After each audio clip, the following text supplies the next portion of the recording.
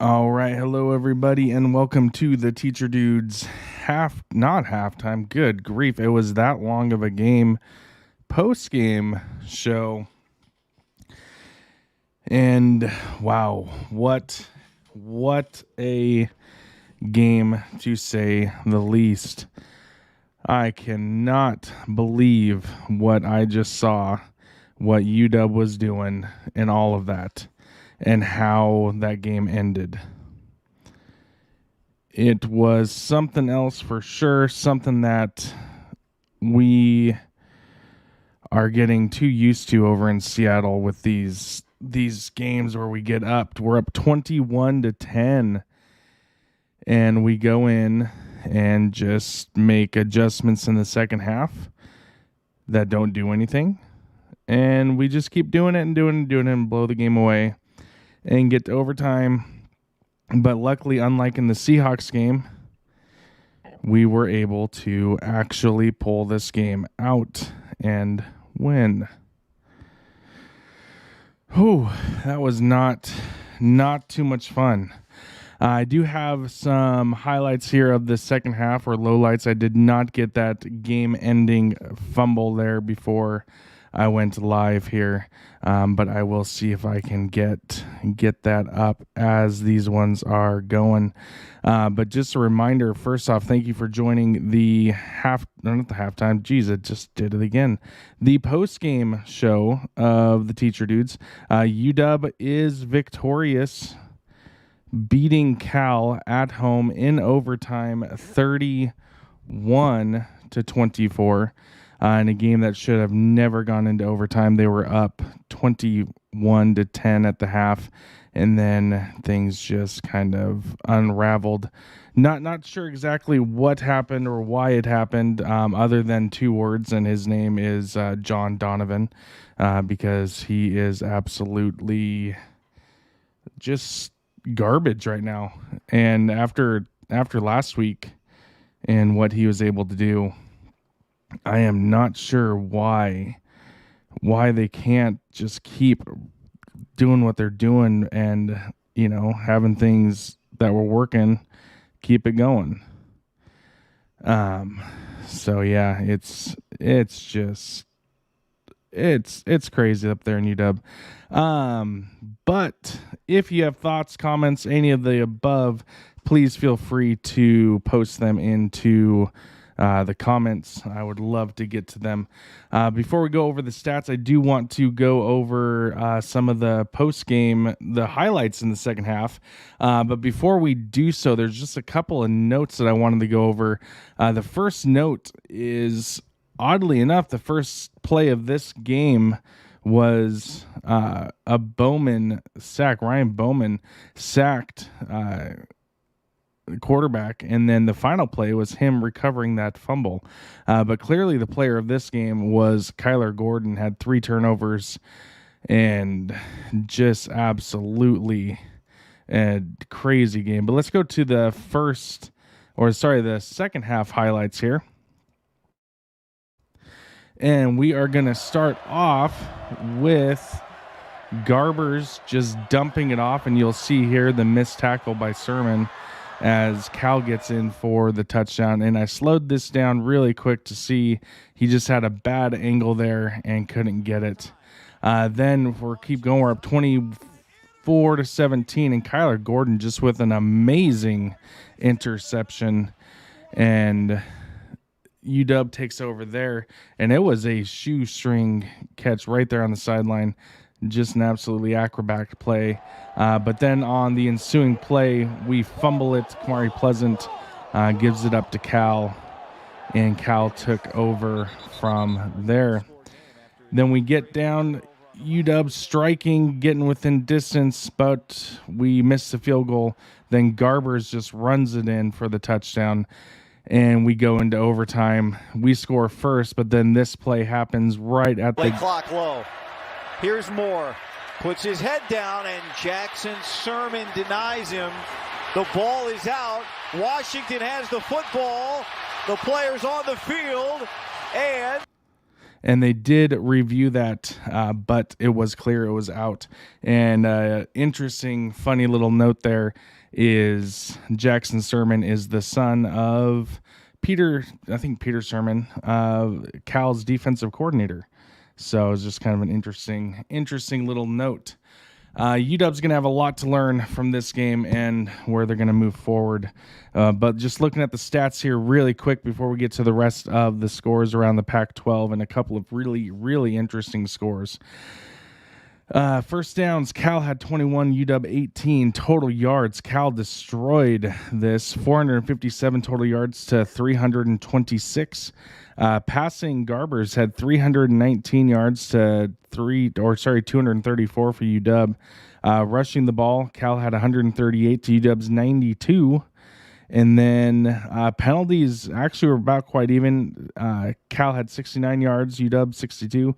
The 3 turnovers, Cal had 3 turnovers, and that can only imagine what the game would have been like without it.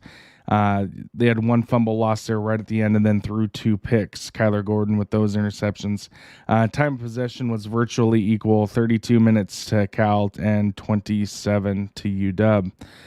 Looking at just some of the score or the individual stats, UW's leading rusher was Sean McGrew, 16 carries, 53 yards, and 2 touchdowns. Dylan Morris was 19 of 32, 234, and 2 touchdowns. Actually had a decent game again. I think it would have been or could have been much better, but the play calling has just been atrocious. Compare that to Garbers, who was 30 of 41, 319 yards, 2 touchdowns, and 2 interceptions. Garbers was actually Cal's leading rusher as well, 16 carries. Yeah, you heard that right, 16 carries for Cal quarterback for 71 yards. Moore had 18 carries, 67 yards.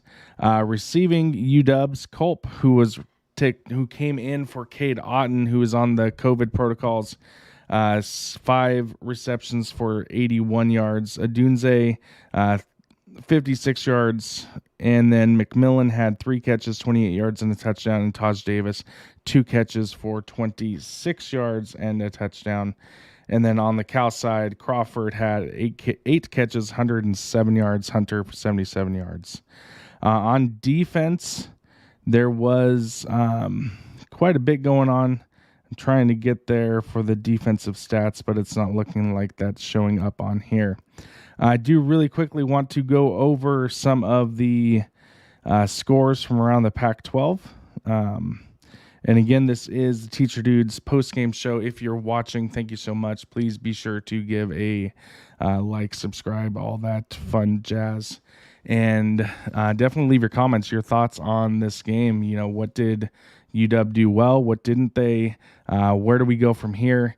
And what is going to be coming up next? So just kind of curious your thoughts on that. So please feel free to leave a comment. I'm looking over at some of the scores right now going on across the Pac-12. And yes, there are quite a few games still going on, which is kind of strange. But in the fourth quarter, or actually, no, just right as I reloaded the page, Arizona State went final, beating Colorado 35-13. Down in Eugene, we have Oregon going over, or they're leading currently, Arizona 27-19. And then down in the Coliseum, USC is currently losing. Yes, you heard that right. They are currently losing to Oregon State 42-17. Yes, 42-17. Now, what's really crazy in this game, I read at halftime, Oregon State had about 112 yards and penalties, but was still up by quite a bit. Currently, looking at this, Oregon State has almost 500 yards of total offense. They're just running the ball all over USC with 283 yards. Right now, they have 12 penalties for 130 yards, but again, they are up 42-17 down in the Coliseum. So it's going to be interesting as next week UW travels down to Corvallis to take on Oregon State. So not feeling too good about that game. It's not going to be your typical Oregon State game where we should be able to just go in and do what we do. But then again, this isn't a typical year, as you know, we're now 2-2, but it was not the 2-2 that we should have definitely had here.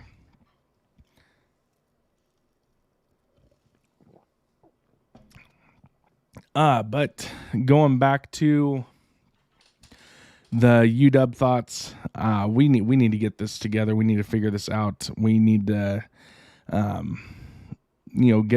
get some game or some playmakers out there, and we can't continue to be so conservative game after game after game. It just needs to stop. But a win is a win. I'm gonna take that anytime we possibly can. Sean McGrew, we're learning again. He can really ball. Still unsure as to why he wasn't playing the first 2 weeks. So if you know why, or if you've heard why, I might have just missed it, but I would love to know. So please leave a comment. Let me know. Shoot me a tweet. Again, at Keef67 on the Twitter. And I would love to hear that. Over in Eugene, it is looking like Oregon is putting on some insurance points as they are now up 34-19. As they're looking to pull away. They've scored 10 points here in the fourth quarter down there. But yeah, it's been an interesting night. I'm just going back looking at the stats of this game and seeing, what happened, what UW did well. And there's quite a bit that they did well. Let's be honest, but quite a bit that they really need to improve on. And then looking forward next week, again, UW is taking on Oregon State. So we'll see what's going to happen there. It's going to be a difficult time going down to Corvallis. And looking at tomorrow, the Seahawks will be going to Minnesota to take on the Vikings. And in that game right now, looking at just looking ahead, the spread is, according to ESPN here, that saying that the Seahawks are going to win.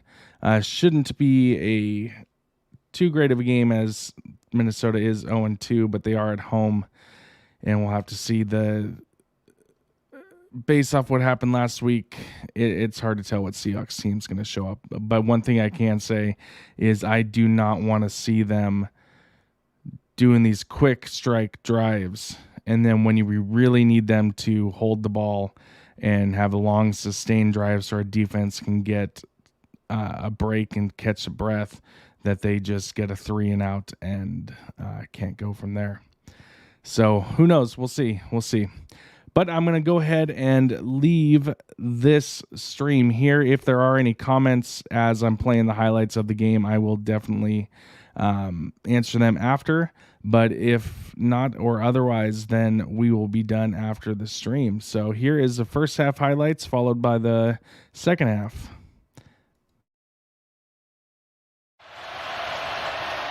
Garbers under pressure of Ryan Bowman, and he gets sacked. Garbers to the sideline, and it's intercepted by Kyler Gordon.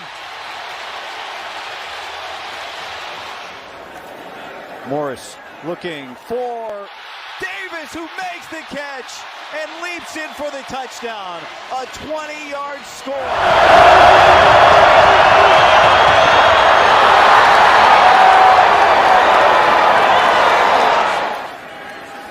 Morris wants Jalen McMillan unattended for the Husky touchdown.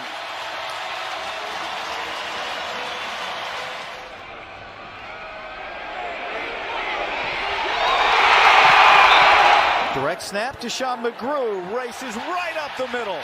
And Washington capitalizes after the penalty. Touchdown, Huskies.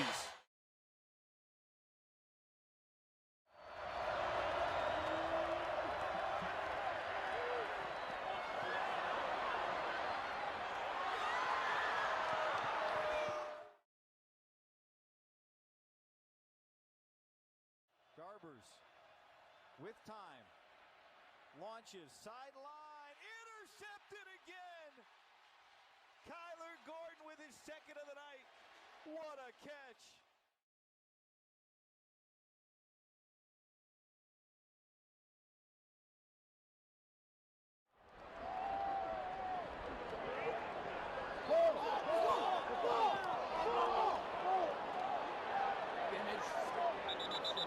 One-score game after it created a turnover on the last possession.